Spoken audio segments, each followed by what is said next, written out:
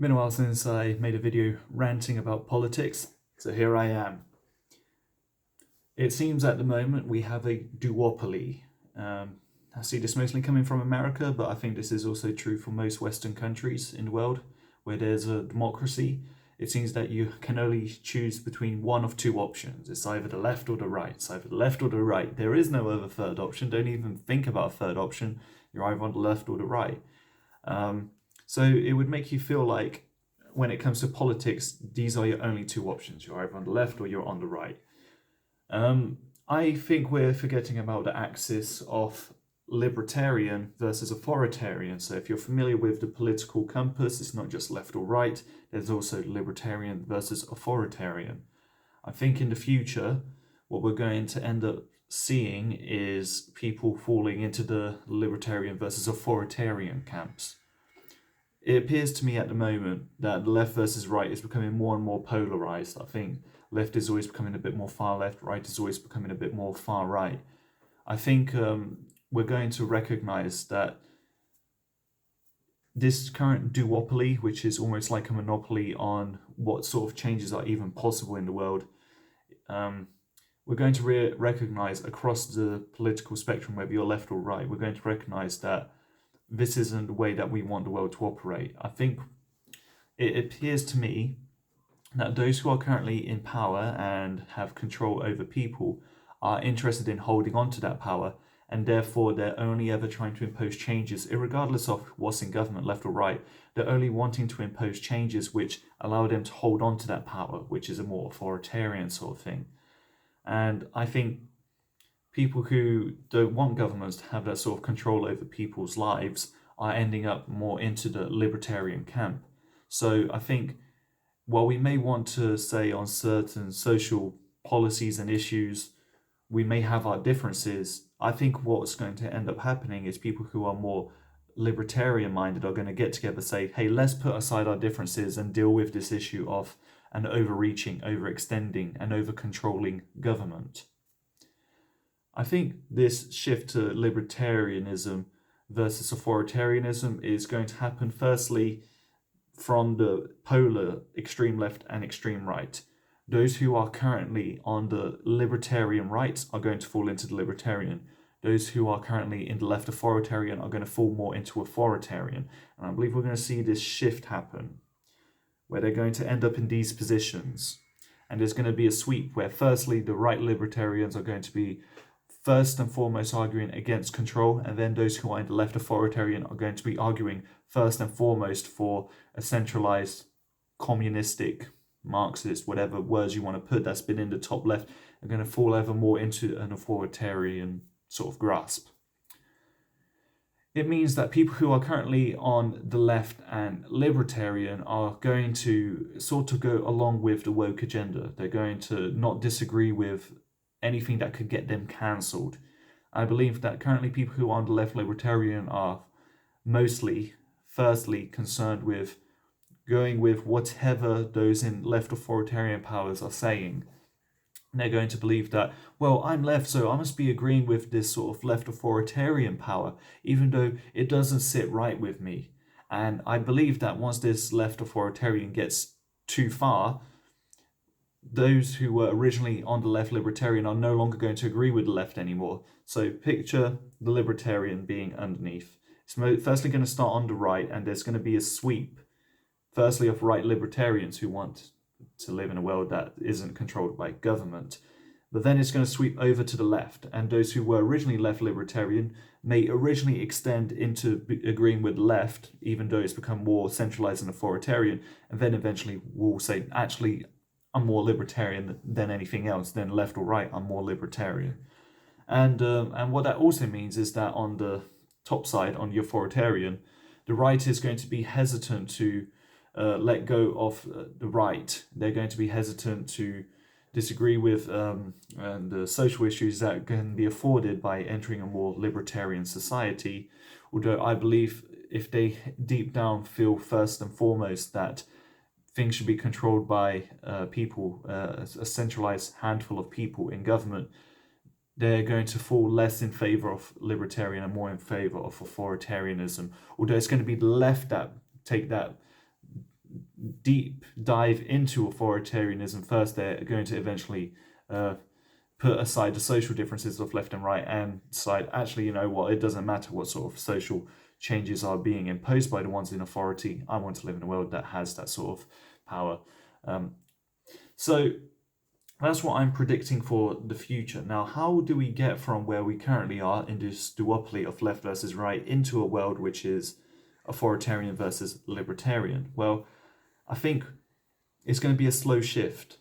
I think there's going to be a catalyzing moment where people recognize the absolute lack of control that they have in their lives in the old duopolistic world of left versus right, and they're going to need to instantiate the changes. But I don't believe it's in one fell swoop that they just change the whole system. I believe it's going to have to be gradual. I believe that the change is going to happen on the libertarian side at the most local level. Say the change happens at the authoritarian side is you obey us and there's no stepping out of that. There are going to be a lot of people who say, no, goodbye, and move to a country where such a possibility to organize yourself in your own collective community is possible. So what I think is going to happen is the authoritarian shift is you're under our system, you all have to obey these same set of rules, and that's that. The libertarian society is going to organize itself at the most local level. How do we find out what's the right level to operate at within politics? Well, first we need to understand what's our level of aptitude in understanding the current system. Like I said, it's not going to be a fell swoop that just changes the system. It's going to be a gradual change from what we've currently got, which is left versus right, and ease into the more libertarian society that I'm sort of envisioning for the future. I believe there'll be a test of political aptitude. So books, video resources, different sort of texts are going to become more available. There's going to be more transparency, I believe, in a country that goes down the libertarian route and saying, this is the current political system that we've got. This is currently how laws are written in. This is currently how the lobbying system is. This is currently how you can instantiate changes at local levels and make suggestions. There's going to be a test for you to understand just how the political system works in this country that is trying to become more libertarian. And then you can test yourself and constantly train on your knowledge and understand how is it that the system that currently exists in our country works. And then depending on how well you do, you can see at what level you get to operate on. You're also going to have to do a test of political affiliation. So if you're more left, if you're more right, if you're more libertarian, if you're more authoritarian, I believe in a country that imposes specifically libertarian views, there will still be a lot of people who fall into the idea of authoritarian. But what you're going to want to do is organize at the most local level. So I'll give a small example. I'm currently living in Portugal. Portugal is divided into districts. Districts are divided into councils. Councils are divided into different localities. And within those localities, you have your different roads and different streets where people can live. Or you could say in a city sort of level, you have your different blocks. So what's going to happen is you're going to do this political affiliation test. You're going to find more or less on a certain heat map what's the sort of political leaning that you have at your local level. If you find out that you're left libertarian and that 90% of the people that are around you are actually right authoritarian, this is where I believe in the future there's going to be a lot of dislocation of people so that they can fit into their different communities. So let's say on this heat map, and this part of the country is more left libertarian, this part's more right authoritarian. You're left libertarian living here, you move to a place that's left libertarian. The right authoritarian is here, move to a place that's more right authoritarian. And then at the most local level, you get to instantiate small changes to see how it has an effect. You measure the well-being of the implemented changes at these different areas, and then you can sort of measure whether it's a successful change or not. Okay, so what it would be, and again, this is all quite abstract, is to summarize, we do a test to see how well we understand the current political system of the country. Then we do a test to understand where we land on the political compass. Then we organize ourselves with other people who have very similar views on how to organize their local communities. These local communities make votes and decisions on policy changes only at the local level without imposing them on a nationwide level. And then over the years, you measure how well these communities are doing, whether they're finding financial success, whether they're happy in their familial lives, whether they're happy in the community level, whether they're well-being is going well or not. And this allows you to test in multiple different districts, multiple different councils, multiple different localities, these social policy changes and whether they agree with it or not. And it's not going to be all centralized into one singular unit in a capital with a handful of people who get to pull all the strings. It's going to be more power afforded at the most local level in the different villages and towns and cities, all subdivided for organizations. So how cool would it be if whoever is in the government, whoever's in the seat of the president or prime minister in this country, when they're elected, they have a 4-year term. That's currently what's standard. Maybe in the future that will be shortened. But what I think would happen and what would be best is to keep the decisions at a most local level. But if there are any changes to be had at a more countrywide level, to do a poll, do votes, and recognize if the sentiment of everyone in the country, or at least 80% of people in the country, agree with a certain policy change that the person in power is suggesting, then they get to implement that change. So instead of only there being one vote to vote in one person every 4 years, you basically get this person in, the same vote happens, not changing from the previous system, but the person in power can only instantiate changes on the society when everyone as a collective, everyone who can vote, goes to the poll booths, they go vote, and if 80% of people agree with a certain policy change, they get to implement it. But how often are you going to get people to vote on this nationwide changes in policies? Essentially, the person in power every 3 months, so in a total of a 4-year term, that would be a total of 16 times, they get to get people to go back to the poll booth. So instead of you only having one vote on a national level, you end up going 16 times to vote, and what you end up voting on every 3 months, is on 4 policy changes, and that's it. So a total of 64 policy changes that the person in government wants to change has to go through the population first, and only when above 80% of the population agree this is a policy change that we want to see on a nationwide level, then they get to implement it, which means there are 64 votes that you get to make when every person is in power. So if you voted for one person in power who then makes 64 changes with you being completely oblivious to it, not aware what's going on politically, there's going to be transparency. You're going to understand what is the current political system. You're going to understand how well you currently understand it, and that when these changes are suggested, it's going to happen at a nationwide level. And then, of course, there are changes, like I said before, instantiated in the most local community. So I guess the easiest way to say is, imagine there's a district here who is more left libertarian, there's a district here who's more right authoritarian. That means that when they suggest at the local levels with their own representatives, not in the nationwide governmental level, but at the more local level, if 80% of the people in one district say, you know what, I think we should be closing our district a bit more in terms of trade and keeping the product inside and only trading within ourselves, and they can test that out. And then when a small left libertarian can say, you know what, we're going to be completely open, anyone can come and visit, they have to sort of follow the basic rules and guidelines that we sort of agree to. And in terms of trade, we're just going to keep our district border open to trade as much as possible with other people. You get to vote that at the local level. You get to do this. And then also you get to test results over the years and see which ones are working better or not. So this is a system that would take a very long time to measure whether it's successful or not. I don't think it's something that you could just measure in a couple of years and say, hey, look, this is the perfect libertarian system working at the most local level. I think it requires a lot of testing.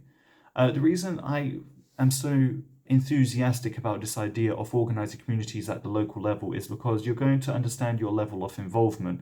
Let's say you're not the most politically adept person. You don't have the best understanding of how the politics in the country works. You don't need to be involved if you're not interested, but you can have at all times the transparency and the awareness of what's going on in the country. You don't have to vote for potential new policy changes every 3 months if you don't feel like it, but then you're still going to have to live in a world where if 80% of the people voted said yes to this sort of policy change, you're going to have to adapt yourself to see whether you like this or not. And also the beauty of it is, if you're living in, let's say, a right authoritarian area or a left authoritarian area of the country, and you disagree with a lot of the social changes that you've seen, you're always able to move yourself into a left libertarian or right libertarian area. A very important thing here is to respect the differences that people have. And instead of trying to impose your mentality and trying to impose your way of viewing the world onto everyone, you respect that different people have different views and they can organize themselves in their communities in different ways. And I think it's very important to be respectful of these differences. You can surround yourself with people who think like you and agree with you and see whether this is doing well for your well-being. And if you realize that it's not doing well, maybe you can change your view of the world and see if a different way of living is correct or more, appropriate for your well-being. Anyway, I think that's sort of how I see the world moving. Of course, I didn't delve too much into what it would look like if a country became overly authoritarian. I think historically we've already seen what's happened to tens of millions, if not hundreds of millions of people with the left authoritarian and the right authoritarian regimes. A little look at history will tell you how that's resulted. I also can't think of any examples of a truly left libertarian society. We have figures who are left libertarian, such as Gandhi, Mandela, Martin Luther King, all people who I look up to and respect very much. I believe they had very correct ideas about how to allow for people to flourish at the most local level. If you are more socially adept and you're more active in the community at your local level, your local community could say, hey, look, you've been agreeing with most of the social policies that this local area represents. We'd like you to go represent us at the local council level. And then out of all the reunions of these delegated members at the most local level, go to the council, and then amongst them they can say, well, it seems that on this council level, this person seems to best represent the ideas of how we feel in the local council. They can represent us at the district level. And then once you get all the heads of the councils at the district level together, they can say, well, it seems that this district seems to be more left libertarian leaning, for example. This person is the best representative of it. They can go represent our district at the level of the government nationwide. And then the government can, of course, only result from these people who are putting forward the best of what each district has to offer, even though there may be differences, some more right-leaning, some more left-leaning. That's what I want to picture in the future, is giving the most awareness possible to the people so that they're aware of, what sort of changes they can implement at their different levels of society. It's very easy for someone who isn't currently politically adept to want to have everyone live under a certain set of rules and circumstances. But I believe that we're so diverse in our views and opinions that you've got to allow for the possibility for all of these to somewhat be expressed in different areas, at different locations, and to test whether this is contributing positively or not to the general flourishing of the country and well-being of the people within it.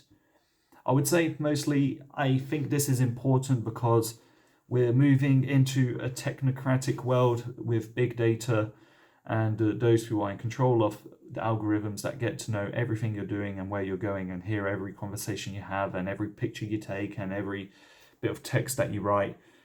It's very easy to picture a handful of people being able to be in control of all of this data, understand, how to impose the least amount of freedom. That's my biggest fear, I'd say, at the moment with a sort of technocratic world. The reason I think libertarian is fundamentally more close to human nature is just based on our history and our past of having lived always at the most local level. Go a few hundred years back, people didn't know much beyond their local level. Sure, they might fight in a war for their country or for their religion, but they're in terms of this global highway of information, it's not all being collated, and this could serve the interests of a few powerful people. I think historically it's within us to understand the people around us the best, the most local 100 people. We're now, it seems, more divided than ever, and don't really know our neighbours that well. I think there's a lot of rapid change that's happened in the world that's made us less in tune with what we may naturally be predisposed to, and I believe that this libertarian possibility of organizing at the most local level aligns better with the thing that makes us human in the first place. And yeah, I'm kind of worried about a centralized one governing all centralized system. Yeah, I guess to conclude, really, what I think is going to happen in the future is the divide isn't going to be left versus right, it's going to be libertarian versus authoritarian. I think historically we've seen a lot of evidence of authoritarianism not being the best form of government, and I believe that the only way that we'll get to libertarianism truly working is to raise the awareness and the education of the people living within their countries, to understand what the current political system is and how the changes are made, and to keep power at the most local level possible, delegating representatives from the most local level up and up until we get to a governmental-wide consensus. I think it is even possible in a libertarian society to not even have one person at the top. And what I mean by that is, if we're voting on social issues that we deem relevant, and we vote on, let's say, 4 new social issues every 3 months to experiment and test whether we can make new policy changes, you don't necessarily need a person in power to suggest this. What you could do is, let's say there are 10 million people in one country, of which, let's say, 8 million of them are eligible to vote, and they do so. Let's say, just for the sake of argument, that all 8 million of people who are eligible to vote choose to do so. If you get to take a political test to understand where you fall on the spectrum, you also get to open up a window of opportunity for them to express what new social policy changes they would like to see, which they don't currently see in the political landscape. And then what you can do is find the most common new suggestion among the 8 million people, and then make that one of the 4 options to vote for in the poll. So you don't even need a person to bring it forward. You just need to get the general sentiment of the people in a community, in a country, and then these are the policies that are suggested and tested, see if it works or not. And I think that this is the right way forward also, because if you're putting all the power into one authoritarian source, you don't really get to decide or suggest anything that goes against those who are in power. And that's one of the reasons why I think it's a bit of a pitfall, a bit of a trap to go into authoritarianism, is you don't get to step outside the status quo and test to see whether different forms of governance work. It seems very final, and historically it seemed very deadly. So that's why I think libertarianism is the way forward, even though it doesn't seem like many governments or countries are interested in implementing this. I believe the technology will allow us this possibility, but equally at the same time, the technology may also disallow us that possibility if it goes into centralized hands, let's say. All right, I think I've ranted long enough. This video is already 23 minutes long. To give a quick recap of everything that I've said, it seems that we're currently in a duopoly, which is left versus right. Firstly, we can see this happening in America. It's on the TV screens and on the news everywhere, and it seems to have implemented itself into the rest of the world, mostly. So we actually have 2 axes on the political compass. It's not just left versus right, it's also libertarian versus authoritarian. I think, firstly, on the right, we're going to see them become more libertarian. On the left, we're going to see them become more authoritarian.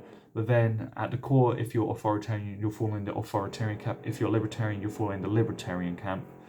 An authoritarian society, I think, will disallow the possibility of changes at the most local level, and it's going to have one fell swoop of everyone under one governance, whereas the libertarian society will be able to do a lot of testing at different local levels. I believe we will have tests to test our political aptitude to see how well we understand policies in the governmental level and at the local level. We will also have tests to see where we fall on the political spectrum, whether it's left versus right, authoritarian versus libertarian, and that we're going to surround ourselves with people who think like-mindedly, and we get to build societies at the most local level and test policies at the most local level to see how this affects the well-being of the people over time. And this is an antidote, I think, to one centralized power. I think this is the possibility for you to really find a community of like-minded people. Imagine if you were surrounded by people who all think like you, not exactly the same, of course, with some changes, but you get to grow up and raise your own children in a society which you think aligns more with your view. I think a libertarian society allows this possibility, whereas within an authoritarian one, I think it's too easy to snitch on anyone who doesn't live up to the changes that the government is trying to impose, and that's I see as a little form of hell. All right, that's what I think is going to happen in the future. I think it's what I hope will happen in the future, is the possibility to organize at the local level, and for people to feel more involved with the people around them instead of closing themselves indoors, connected to technology all the time, which I think goes into the interests of those who have power and control over the money and the data at the moment. So yeah, that's my rant. Thanks for listening. Bye.